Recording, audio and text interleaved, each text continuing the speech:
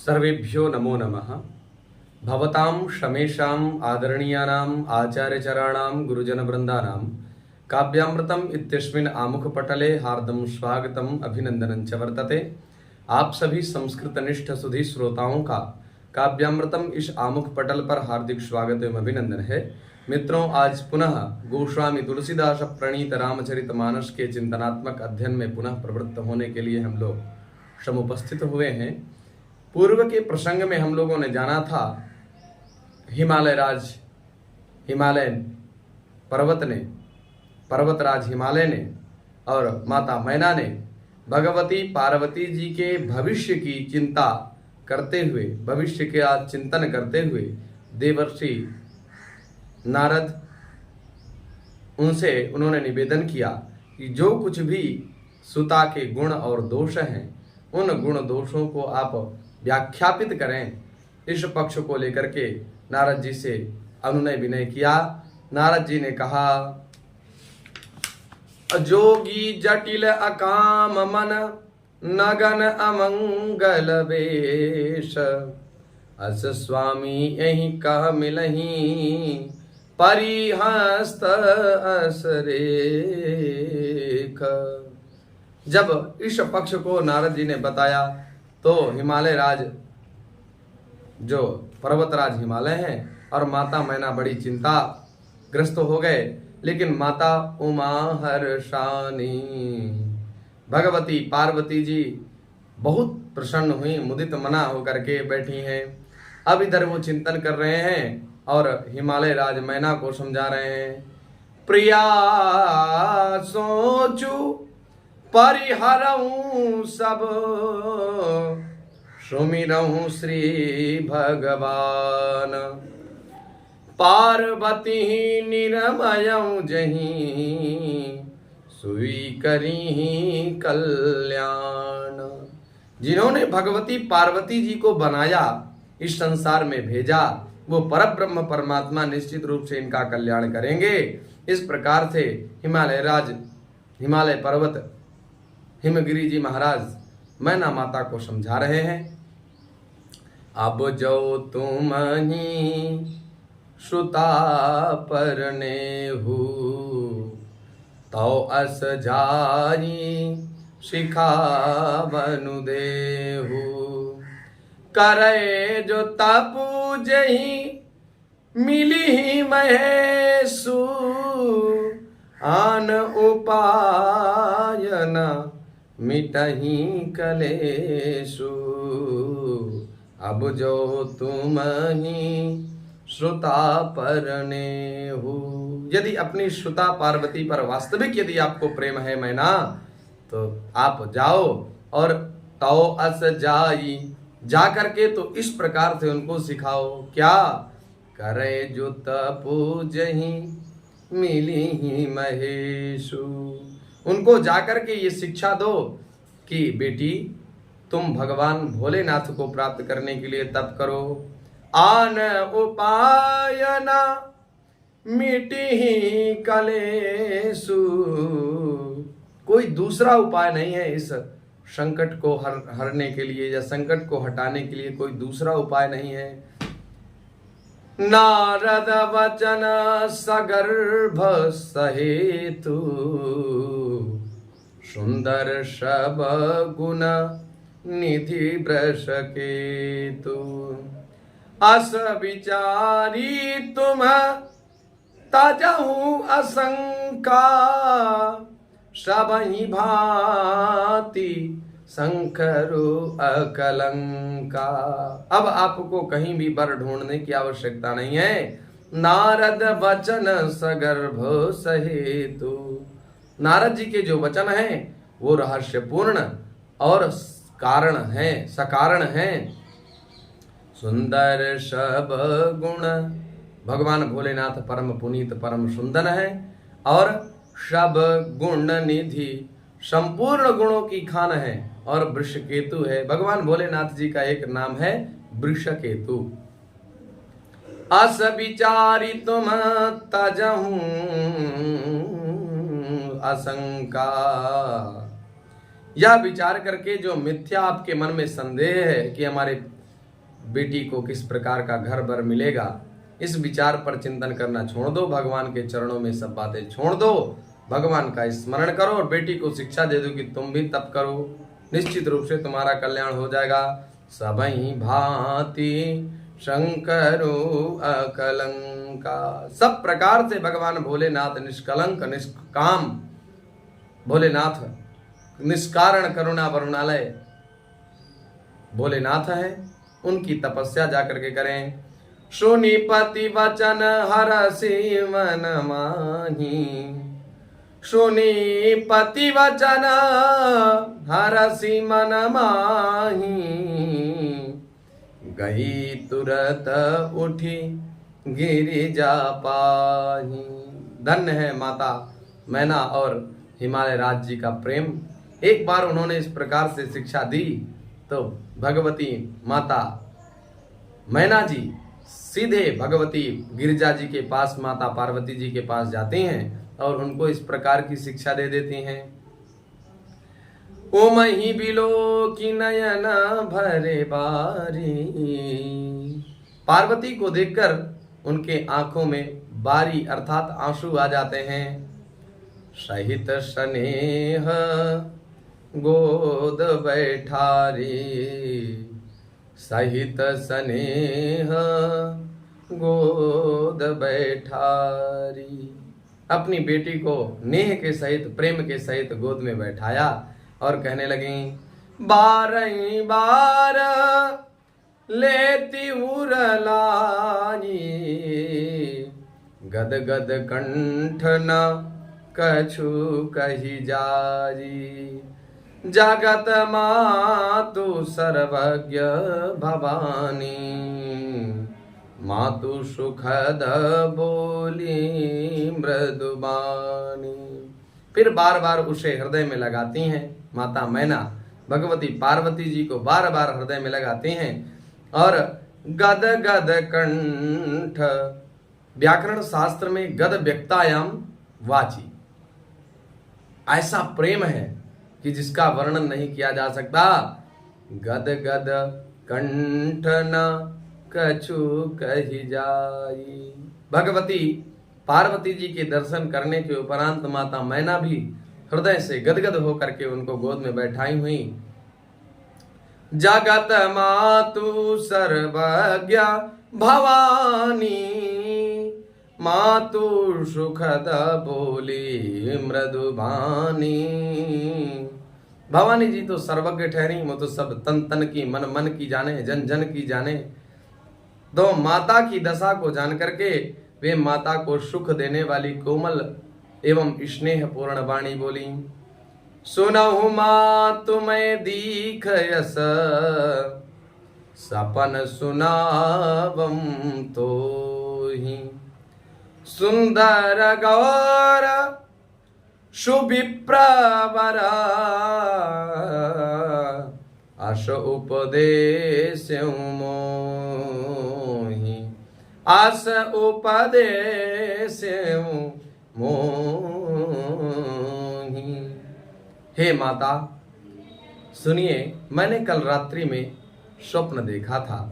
तो सुंदर गौर, जो सुंदर नितांत सुंदर हैं और गौर वर्ण के हैं, सुविप्रवर, सुंदर किसी विप्र के द्वारा मुझे इस प्रकार से उपदेश दिया गया। यहीं से भगवती पार्वती संकेत कर देती हैं। तो गौरांग कौन है? भगवान भोलेनाथ। कर्पूर गौरम करुणावतारम संसार सारम भुजगेंद्रहारम सदा वसंतं हृदयारविंदे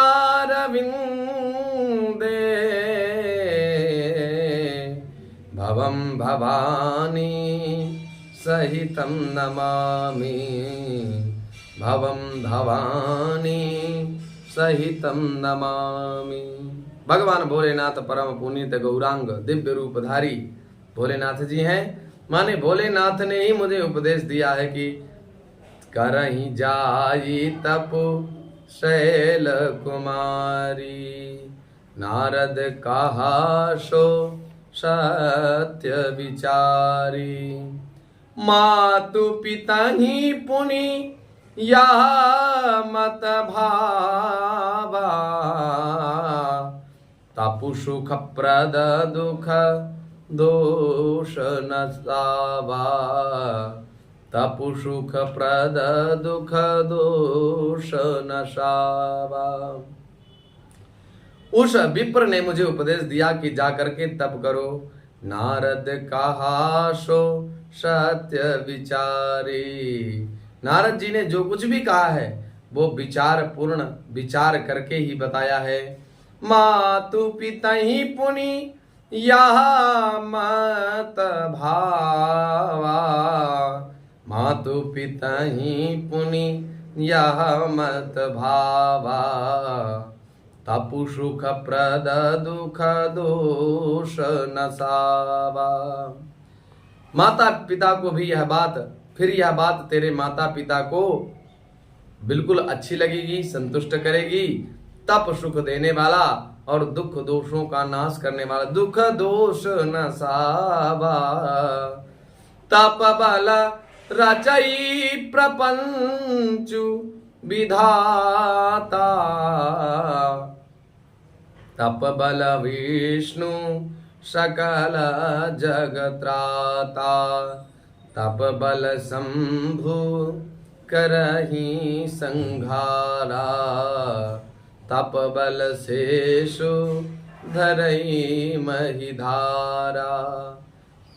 तप के बल के प्रभाव से विधाता ब्रह्मा सृष्टि की रचना करते हैं और तप बल के प्रभाव से भगवान विष्णु इस जगत की रक्षा करते हैं और तप बल के प्रभाव से पापी आतताइयों को भगवान भोलेनाथ दंड देते हैं और संहार करते हैं। तप बल शेषु धरई महिधारा। इस तप के कारण ही भगवान शेषनाग अपने मस्तक पर इस भूधरा को धारण करते हैं, भूधरा को धारण कर लेते हैं। तप आधार सब सृष्टि भवानी, करहि जाई तप असजिय जानी। सुनत सुनत सुनत वचन विषमित महतारी, सपन सुनायं गिरि हकारी। हे भवानी, सारी सृष्टि तप के आधार पर है, ऐसा जी में जानकर तू तप कर। सुनत वचन विषमित महतारी। इस प्रकार का स्वप्न जब भगवती पार्वती जी ने अपनी माता मैना से बताया तो सुनत वचन विषमित महतारी, सपन सुनायऊ गिरि हकारी। गई और बड़े जब उन्होंने इस प्रकार का स्वप्न भगवती पार्वती जी ने बताया तो माता मैना बड़ी विस्मित हुई। उन्होंने सोचा ये बच्ची क्या कह रही है, जो मैं कहने जा रहे हूं वही पक्ष भगवती पार्वती जी ने बता दिया, क्योंकि वो जानती हैं। तो सुनत वचन विषमित महतारी, सपन सुनायो गिरि हकारी। उन्होंने हिमवान हिमालय राज्य को बुलाया और सारी भगवती पार्वती जी की स्वप्न की चर्चा बताई। मातु पितई बहु विधि समुझाई, चले उमा तप हित हरसाई। प्रिय परिवार पिता अरु माता, भय विकल मुख आव न बाता। भय विकल मुख आव न बाता।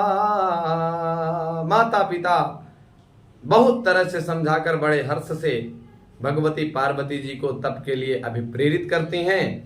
प्रिय परिवार पिता अरु माता, प्यारे कुटुंबी पिता और माता बहुत ही व्याकुल हो जाते हैं। भय विकल मुख आव न बाता, और विकलता इतनी बढ़ जाती है कि उनके मुंह से एक शब्द नहीं निकलता है।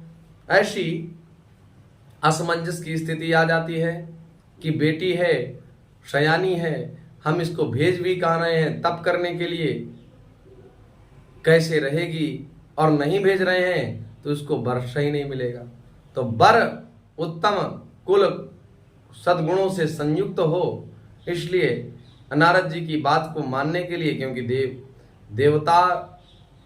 देव आज्ञान विचारणीय, इसी प्रकार गुरुर आज्ञान विचारणीय, इसी प्रकार से नारद जी तो परम गुरु हैं।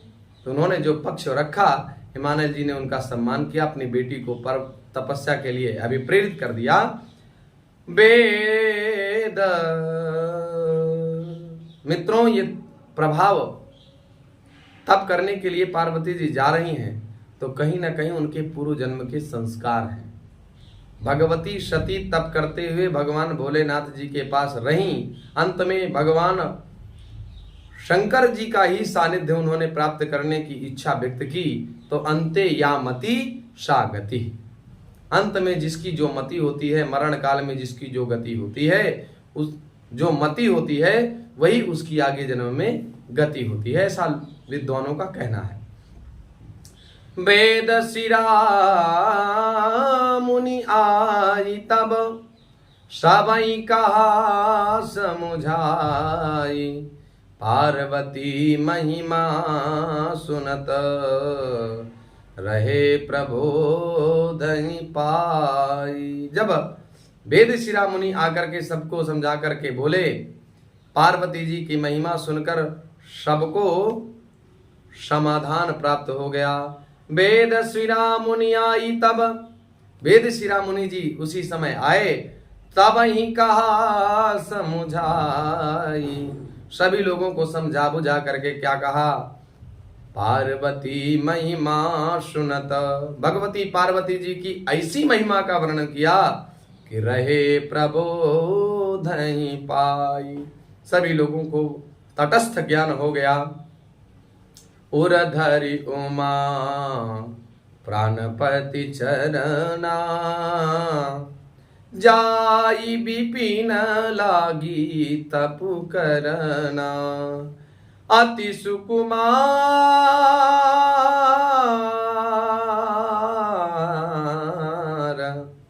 अति सुकुमार न तपु तनु तप जोगु, पति पद सुमिरी तजहु सब भोगु, पति पद सुमिरी तजहु सब भोगु।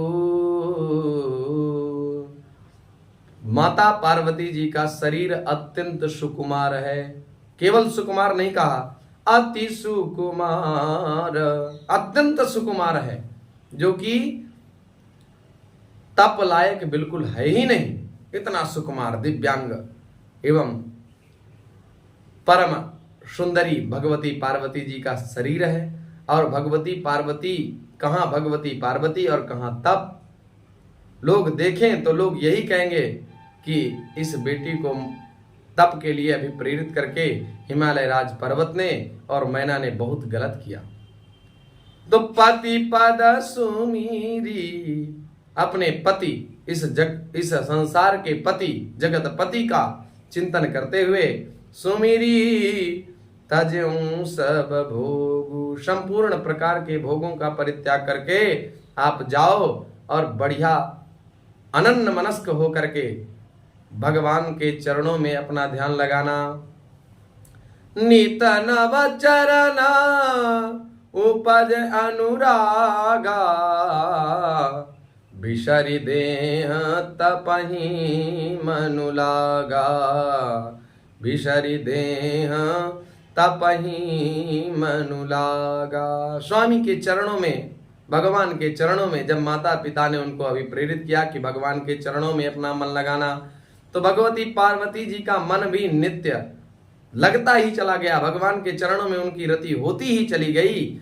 और बिसरि देह तपहि मनु लागा। तपस्या में बाधक दो चीजें हैं, एक तो देह के प्रति अभिमति और लोगों के प्रति मोहमति, अर्थात अहमता और ममता की ये जो दो रस्सी हैं, इन दो रस्सियों में व्यक्ति इस प्रकार से जकड़ा होता है, बंधा होता है कि वो पर ब्रह्म परमात्मा को प्राप्त करने के लिए बिल्कुल चेष्टा नहीं करता।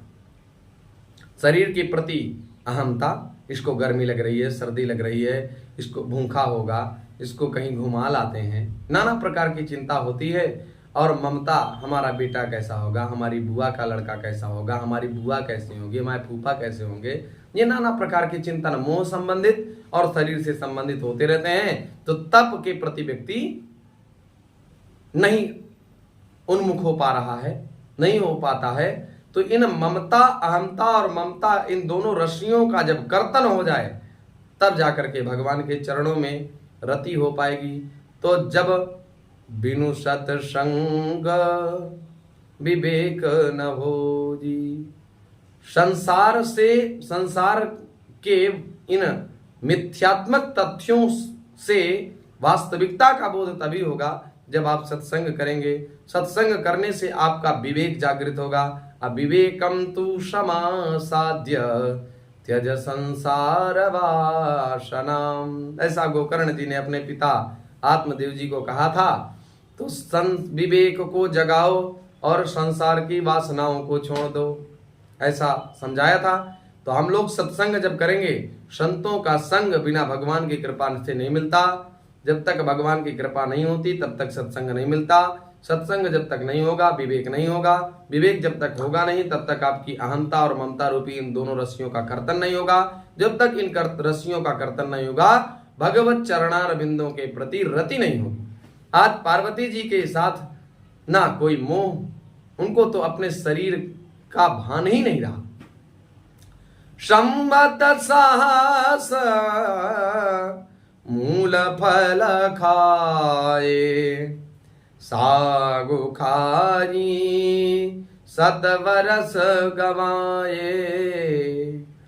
संवत सहस 1000 वर्ष तक उन्होंने मूल फल खाए, कंदमूल फल खाए। कंदमूल फल क्या होते हैं मित्रों? कंदमूल फल वो होते हैं जो कि जमीन के अंदर उगते हैं, उनको कंदमूल। जैसे मूली होती है, मूली जमीन के अंदर बड़ी होती है। आलू होता है, वृक्ष ऊपर दिखाई देता, आलू नीचे अभिवर्धित होता है। इसी प्रकार से बहुत सी चीजें हैं, उनको सबको कंदमूल कहा जाता है। तो 1000 वर्ष तक तपस्या की और कंदमूल फल खाए। सागु खाई सत बरस गमाए, फिर 100 वर्ष साग खा करके जो है तपस्या किए। कछु दिन भोजन बारी बतासा, किए कठिन कछु दिन उपवासा। बेलपाती मही परई सुखाई, तीनी सहस संवत सोई खाई। कुछ दिन भोजन बारी बतासा, कुछ दिन जल और वायु का भोजन किया। कछु दिन भोजन बारी बतासा, वारी माने जल और बतासा, बतासा माने होता है वायु। कुछ दिन तक वायु और जल का भक्षण करके माता पार्वती जी ने तपस्या की। किए कठिन कछु दिन उपवासा, कुछ दिन तक तो बहुत दिनों तक उन्होंने आहार ही नहीं लिया। बेलपाती मही परी सुखाई, फिर जो बेलपत्र सूख कर पृथ्वी पर गिर पड़ते थे 3000 वर्ष तक, 3000 वर्ष तक उन्हीं को खा करके भगवती पार्वती जी ने तप किया। बिल्व पत्र खाने वाला व्यक्ति अगर ब्रह्मचारी ब्रह्मचर्य को पालन करने की कोशिश करना चाहता है, ब्रह्मचर्य व्रत को पालन करना चाहता है, तो उसको बिल्व पत्र का सेवन करना चाहिए। भगवती पार्वती जी ने बिल्व पत्र का सेवन करके 3000 वर्ष तक तप किया। पुनि परिहरे सुखान्यउ परना, उमहि नामु तब भजाऊं अपर्णा। फिर सूखे पत्तों को भी खाना बंद कर दिया, तभी उनका नाम, भगवती भवानी का नाम अपर्णा पड़ा। अपर्णा बहुत ही सुंदर नाम है। अपनी बालिकाओं का नाम अपर्णा इत्यादि रखना चाहिए, जिससे भक्ति भी होती रहे, भजन भी पुष्ट होता रहे और सांसारिक यात्रा भी सुगम होती रहे। देखी उमहि तन खीन शरीरा, ब्रह्म गिरा भई गगन गंभीरा। तप से उमा का शरीर क्षीण देख करके आकाशवाणी हुई, भायऊ मनोरथ सुफल तवा, भायऊ मनोरथ सुफल तवा। सुनु गिरिराज कुमारी, परिहरु दुसह कलेश सबा, अब मिली हैं त्रिपुरारी। हे भगवती पार्वती गिरिराज कुमारी, अब तुम्हारे संपूर्ण मनोरथ सिद्ध हो जाएंगे। अब ये दुस्सह कलेश जो तुम सहन कर रही हो, इसका परिहरण कर दीजिए, अब इसको छोड़ दीजिए। आपको निश्चित रूप से त्रिपुरारी भगवान भोलेनाथ मिलेंगे। अस तप काहू न कीन भवानी, भय अनेक धीर मुनि ज्ञानी। अब उर धराऊं ब्रह्म बरबानी, सत्य सदा संतत सुचि जानी। हे भवानी, धीर मुनि और ज्ञानी बहुत हुए हैं, पर आप जैसा इस प्रकार से कठोर तप किसी ने नहीं किया। अब उर धरऊं ब्रह्म बर बानी, अब तुम श्रेष्ठ ब्रह्मा जी की वाणी को सदा सत्य निरंतर पवित्र जान करके सदा संतत शुचि जानी। ब्रह्मा जी की बात को सदा सत्य और नित्य जान करके अपने हृदय में धारण करो। आवे पिता,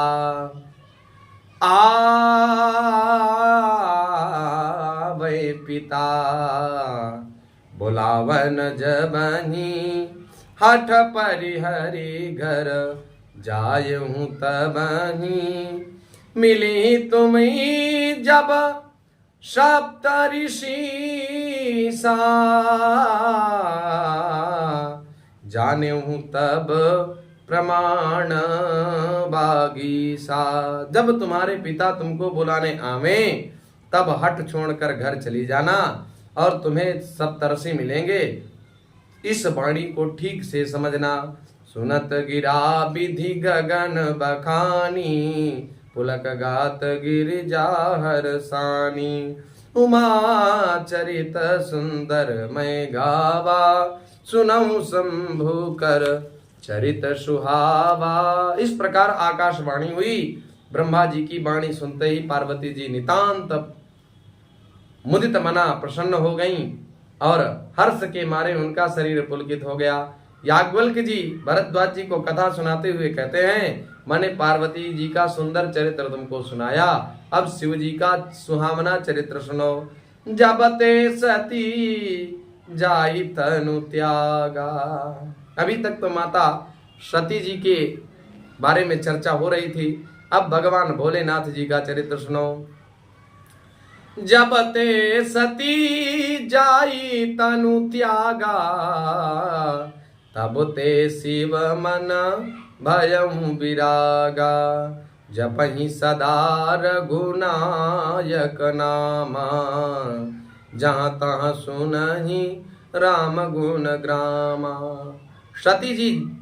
जब सती जी ने शरीर का परित्याग कर दिया है, इस प्रकार की सूचना जब से भगवान भोलेनाथ जी ने सुना, तब से उनके मन में वैराग्य उत्पन्न हो गया और उन्होंने भगवान श्री रामचंद्र जी का जप करना और बढ़ा दिया। और जहां तहां सुनई राम गुण ग्रामा, राम जी के गुणों का जो ग्राम अर्थात समूह है, उन गुण समूहों का श्रवण और अधिक से अधिक करने लगे। चिदानंद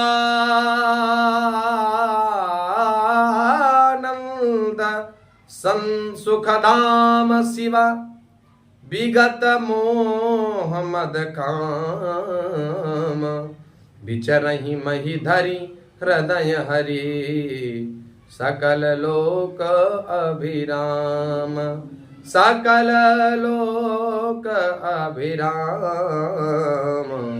चिदानंद और सुख के जो धाम हैं, जो सुख की राशि हैं, ऐसे शिव जो कल्याण कारक हैं।